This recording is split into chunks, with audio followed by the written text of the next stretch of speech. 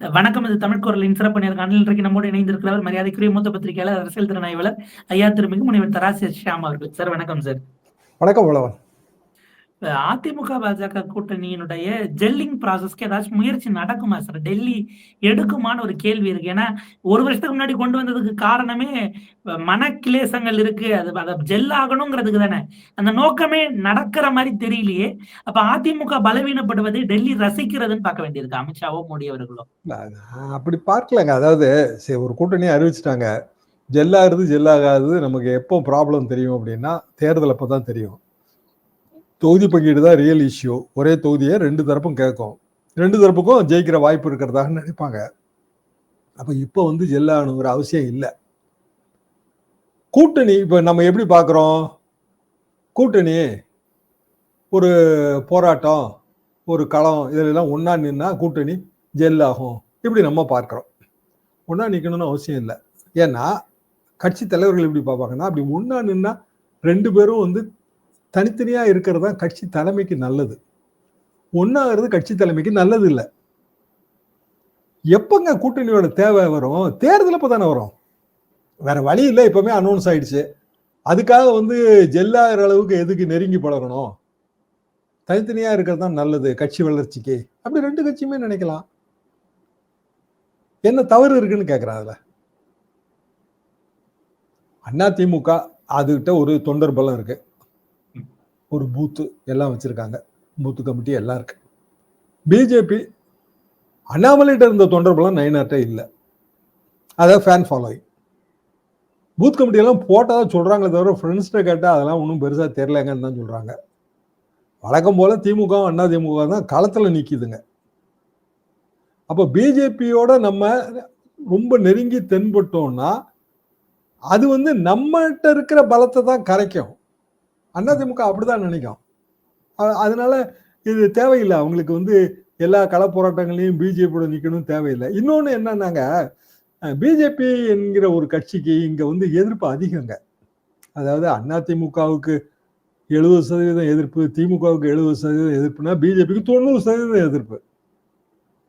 அப்போ எல்லா போராட்டத்திலையும் நம்ம கொடியும் அவங்க கொடியும் சேர்ந்துல தென்படும். அது எதிர்ப்பு கூட்டுமா குறைக்குமா? அந்த இடம் சிக்கலான இடங்க அது ஆக்சுவலா. அதனால தனித்தனியா இருந்துட்டா பிரச்சனை இல்லை. அதிமுக போராட்டம், அதிமுக பிஜேபி கூட்டு போராட்டம் 10,000 பேர் வந்தாங்கன்னா பிஜேபி என்ன சொல்லுவோம்? எங்கால 5,000 உடனே சொல்லுவாங்கல்ல. ஆனா 5 பேர் தான் வந்திருப்பான். இதுதான் இதோட தொல்லை. தான் இப்ப நம்ம கூட்டணி வச்சிடறோங்க, ஜெயிச்சிடறோம், 150 தொகுதி ஜெயிச்சிட்டோம்னா கூட்டணி கட்சி எங்களால வந்த தொகுதிங்கன்னு தானே சொல்லுவோம். திரும்பவே என்ன சொல்றாரு? நான் எங்களுக்கு 5 தாங்க நீங்க கொடுத்தீங்க, ஆனா 50 தொகுதி எங்க ஓட்டுல நீங்க ஜெயிச்சீங்கன்னு சொல்றாங்களா? சில தேமுதிக ஆதரவாளர்கள் இந்த ராஜ்யசபா சீட் கொடுக்காத போது எழுதினாங்க, நாங்க இல்லைன்னா 3வது இடம் கூட நீங்க அந்த 7 தொகுதியில வந்திருக்க மாட்டீங்க அப்படின்னு எழுதியிருந்தாங்க. அதான் அது எப்போ அப்படிதானுங்க. கட்சின்னா கட்சிக்காரங்களோட எண்ணம் நம்ம கட்சி, அதனாலதான் இவங்க ஜெயிச்சுட்டாங்கிறதா எண்ணம். அதெல்லாம் தவறுன்னு சொல்ல முடியாதுங்க. அப்போ இது ஒரு நெருக்கடியா அதே நேரத்துல கவனமா கையாள வேண்டிய ஒரு பாதை. எடப்பாடி பழனிசாமியை பொறுத்த வரைக்கும் அவர் சீனியர் பர்சன், கீழே இருந்து வந்திருக்காரு, கிழக்கழகத்திலிருந்து வந்திருக்காரு. ஸோ இந்த அபாயகரமான மரணப்பள்ளத்தாக்கெல்லாம் அவருக்கு நல்லாவே தெரியும். கூட்டணி அமைத்தலே மரணக்கணற்றுக்குள் மோட்டார் சைக்கிள் ஓட்டுகிற வித்த, அதுவும் கண்ணை கட்டிட்டு மோட்டார் சைக்கிள் விட்டு ஓட்டணும், பெரும் கஷ்டம். ஸோ அவர் கேர்ஃபுல்லா காய் நகர்த்துறாரு. நான் இப்படிதான் பார்க்கிறேன். மற்றபடி டெல்லிக்கு உடனடியா தமிழ்நாட்டை பத்தி எந்த அக்கறையும் இல்லைங்க. அவங்களை பொறுத்த வரைக்கும் இப்ப பீகார் தான் போறாரு. பிரைம் மினிஸ்டர் பீகாருக்கு போறாரு, பல திட்டங்களை துவக்கி வைக்கிறாரு. அங்க ஏற்கனவே முட்டிட்டு இருக்கு, நிதிஷ்குமாருக்கும் இவருக்கும் முட்டிட்டு இருக்கு. அங்க பல பிரச்சனைகள் ஓடிட்டு இருக்கு. அதை தாண்டி அக்டோபர் நவம்பருக்கு பிறகுதான் அவங்க மத்த மாநில தேர்தல்களை பத்தி கவலையே படுவாங்க. அதுவும் மேற்கு வங்கமும் அசாமும் பிரையாரிட்டியில இருக்கும். மேற்கு வங்கம் ரொம்ப பெரிய பிரையாரிட்டியில இருக்கும். அஸ்ஸாம் ஏற்கனவே அவங்களுக்கு பலம் இருக்குங்க, பலம் இருக்கு, ஆட்சியில இருக்காங்க. மேற்கு வங்கம் ரொம்ப பெரிய பிரையாரிட்டி. தமிழ்நாடு நடந்தா நடக்கட்டும் அப்படிங்கிற கதை தான். கல்லெறிஞ்சா மாங்காய் விழுந்தா விழட்டுங்கிற கதை தான். அதை தாண்டி அவங்களுக்கு வேற முக்கியத்துவம் இருக்க மாதிரிலாம் தெரியல. நீங்க ஈடியோட ரோலே பாருங்களேன், கடகடன்னு இப்போ வீக்கா இருக்கு. ஆரம்ப சூரத்தனம் இல்ல. காரணம் இதுதான். தலைமை அல்லது டெல்லியோட அட்மினிஸ்ட்ரேட்டிவ் நிர்வாக தலைவர்கள் இவங்க வந்து இன்றைய தேதிக்கு தமிழ்நாட்டில் பெரிய கவனம் செலுத்துறதாக எனக்கு தெரியல, தோணல. சமூகம் சார்ந்த ஈக்குவேஷன் அதிமுகக்கே அந்த சார்ஜ் இருந்தது. அதிமுகவினுடைய அந்த ட்ரெடிஷனல் ஓட்டான முக்குளத்தூர் வாக்கு வங்கி குறைஞ்சிருக்கு அப்படிங்கிற ஒரு இது வரும்பொழுது நயினார் அவர்களை கொண்டு வராங்க. நயினார பாஜக கொண்டு வருகிறது. நயினார் மட்டுமே அதிமுகவினுடைய அந்த இழந்த முக்குளத்தூர் வாக்கு வங்கியை கொண்டு வந்து சேர்க்க போதுமானவரான ஒரு கேள்வி இருக்கு.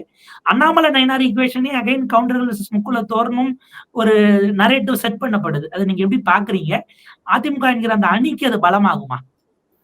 முக்குளத்தோர் வாக்கு வங்கின்னு நீங்க ஒரு சிங்கிள் லீடரை ஐடென்டிஃபை பண்ணணும்னா இன்னைய தேதி சசிகலாமா மட்டும்தாங்க. அவங்க ஆதரவு நிலைப்பாட்டில் இருந்தெல்லாம் நான் சொல்லலை. என்னன்னா அவங்களோட பல உட்பிரிவுகளில் இவங்க காலகட்டத்தில் அரசியல் இவங்க பெரிய அளவுக்கு பொலிட்டிக்கல் இன்ஃப்ளூயன்சராக இருந்த காலகட்டத்தில் அந்த உட்பிரிவுகள் நிறைய செஞ்சு கொடுத்துருக்காங்க. சரி, ஒரு ஜாதியில பிறக்கிறதுனால மட்டும் நம்ம அந்த ஜாதி தலைவர் ஆகவே முடியாதுங்க. நீங்க எல்லாரும் ஏதோ ஒரு ஜாதியில தானே பிறந்திருக்கணும் இந்தியால. அப்ப நீங்க ஜாதி தலைவர் ஆயிடுவீங்களா, இல்ல ஐகான் ஆயிடுவீங்களா? என்ன செஞ்சீங்க உங்க கம்யூனிட்டிக்கு? அவங்க செஞ்சிருக்காங்க. ஓபிஎஸ்ஸே ஒன்றும் செஞ்சது கிடையாதுங்க. அப்போ நயினார் எப்படி தலைவர் ஆவாரு, முக்குளத்தூர் ஐகான் ஆவாரு? இன்னும் சொல்லப்போனா அவங்க ஃபாதருக்கு, நானும் அந்த பகுதியிலிருந்து வர்றவன் தாங்க, அவங்க ஃபாதருக்குலாம் ரொம்ப கெட்ட பேரே இருக்கு.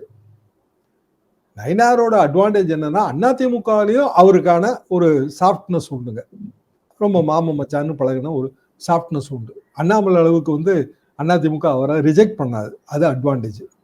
திருநெல்வேலி பேஸு, அப்போ திருநெல்வேலி பேஸில் அவர் கேஸ்ட் ஐக்கானுங்கிற முத்திரையை குத்திக்கிட்டாரு அப்படின்னா அந்த கேஸ்டுக்கு எதிர்ப்பாளர்கள் பூரா ஒரு அணியில் திரண்டுருவாங்க.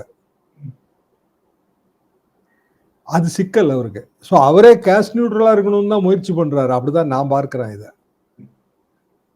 இதே பிஜேபியிலங்க இதுக்கு முன்பும் டாக்டர் சந்திரமோகன் நினைக்கிறாங்க, அவரெல்லாம் முக்குளத்தூர். இன்னும் அதனாலேலாம் பெரிய ஓட்டு வங்கியெல்லாம் உயரலைங்க. தேர்தல் வந்து கல்ச்சுரல் வார் தமிழ்நாட்டில். அப்போ உணர்வுகள் கீழடி மேட்டருங்க. கீழடி மேட்டர் அப்படி பார்த்தா ஒரு அறிவுஜீவிகளுக்கு தானே அது போய் சேரும். அதை எடுத்து வந்து எப்படி திமுக ஃபைட் அவுட் பண்ணுது? ஏன் அதுக்கு அவ்வளோ பெரிய ஏற்பாடு? நம்ம ராஜீவ்காந்தி நண்பர் ராஜீவ்காந்தி தலைமையில மக்களை கூட்டுறாங்க, திரட்டுறாங்க. நீங்க முரசொலியில் பார்த்தீங்கன்னா அதை பத்தி செய்திகள்லாம் பக்கமா. ஏன்னா அந்த கல்ச்சுரல் வார்ல நம்ம எந்த சைட்ல இருக்கோம்னு வாக்காளர்களுக்கு தொடர்ந்து உணர்த்திக்கிட்டே இருக்கோம். நம்ம எந்த சைட்ல இருக்கோம்னா வடக்கு நம்மை அடிமைப்படுத்த பார்க்கிறதுங்கிற சைட்ல இருக்கிறோம். இதை வந்து ஒவ்வொரு கட்டத்திலையும் கீழடியா இருந்தாலும் சரிதான், இல்ல நிதி ஒதுக்கீடு பத்தலைன்னாலும் சரிதான், எல்லா இடத்துலையும் நம்ம வந்து அதை சொல்லிட்டே இருப்போம். இல்ல கவர்னர் ரவி வந்து இப்படி சொல்றாருங்கிற அதுவா இருந்தாலும் சரிதான், திருவள்ளூருக்கு காவி உடை அணிவிக்கிறதா இருந்தாலும் சரிதான், எதுவா இருந்தாலும் அதை நம்ம சொல்லிட்டே இருப்போம். எதுவும் சொல்லிடக்கூடாதுங்கிற விஷயம் இருக்கு. அவரு ஏதாச்சும் பேசி முருகரை இந்துத்துவ மயப்படுத்துறதுக்கு கொண்டு போயிட்டாங்கன்னா அது கம்ப்ளீட்டா இப்ப கிட்டத்தட்ட அது பிஜேபி அதுக்கு கால் கொடுக்குது. இந்து முன்னணி வந்து பிஜேபி அமைப்புன்னு எல்லாருக்கும் தெரியும். சங் பரிவார அமைப்பு தானேங்க அது. அப்ப பிஜேபி நடத்துற மாநாடு அரசியல் மாநாடு இல்லைன்னு சொன்னா அது பச்சைப்புள்ள கூட நம்பாது. அது அரசியல் மாநாடு தான், அதுல ஒன்றும் சந்தேகமே கிடையாது. அப்படிங்கும்போது அதிமுகவுக்கு அது வந்து கொஞ்சம் நெருடலான விஷயம். இதுதான் இதோட பிராக்டிகல் சிக்கல். ஆனா பிஜேபி அப்படிதான் செய்ய முடியும். ஏன்னா அவங்க அந்த பாதையில இருக்காங்க. கோர் ஓட் பேங்க் எப்படி வந்து திமுக பெரியார் பாதையிலிருந்து விலக முடியாதோ அதே மாதிரி தான் பிஜேபிக்கும். சரி, அவங்களோட கோர் ஓட் பேங்க் அந்த கம்பல்ஷன் அவங்களுக்கு இருக்கு. அப்படின்னா இங்க வந்து வேற என்ன மாநாடு நடத்த முடியும்? முருகன் மாநாடு தான் நடத்த முடியும். ஸோ அவங்க இதை நடத்துறாங்க. சிக்கல் வந்து இப்பவுமே திமுக அதிமுக இவங்கெல்லாம் ஒவ்வொரு அணிக்கு வரும்போது பிஜேபி வேற ஒரு அணியில இருக்கு. அது சின்னதோ பெருசோ ஓட்டு வங்கி உயருதோ உயர்லையோ, ஆனா அது ஒரு டிஸ்டிங்க்ட் ஓட்டு வங்கி. அப்படி பாருங்க, நமக்கு தனியான ஓட்டு வங்கியை நம்ம கிரியேட் பண்ணணும்லங்க, அதை பிஜேபி செய்யுது. இப்ப விஜய் திமுக எதிர்ப்பு வாக்கு வங்கி, அது எத்தனையா பிளவுபடுது? அதான் நான் ஆரம்பத்தில் சொன்ன உதாரணம். இப்ப விஜயோட சொந்த வாக்கு வங்கி என்ன? அந்த கேள்வி வரும்ல. கொள்கை தலைவர்கள் வரிசையா பிரகடனம் பண்றாங்க. எல்லா கொள்கை தலைவரும் ஏதோ ஒரு கட்சியோட கொள்கை தலைவராகவே இருக்காங்க. பெரியார் என் கொள்கை தலைவர்னா பெரியாரோட வாதம் என்னங்க? கட்டுடைப்பு, அது தாலி மறுப்பு, சாதி ஒழிப்பு, மத எதிர்ப்பு, கடவுள் மறுப்பு, எல்லாமே உடைச்செறிஞ்சிருவாரு. எம்ஜிஆர் என்ன பண்ணாருங்க, பெரியாரோட கொள்கைகள் தான், ஆனா மென்மையான கொள்கை. எழுத்து சீர்திருத்தத்தை வச்சுக்கோங்க, அதுக்கு எதிர்ப்பே இருக்காது. பெண்களுக்கு சொத்துரிமை, அது பெரியார் கொள்கை தான், அதை வச்சுக்குவோம். அண்ணா, அது ஒன்றே குலம் ஒருவனே தேவன், பெரிய நாங்க பிள்ளையாரையும் உடைக்க மாட்டோம், பிள்ளையார் தேங்காயும் உடைக்க மாட்டோம், மென்மை.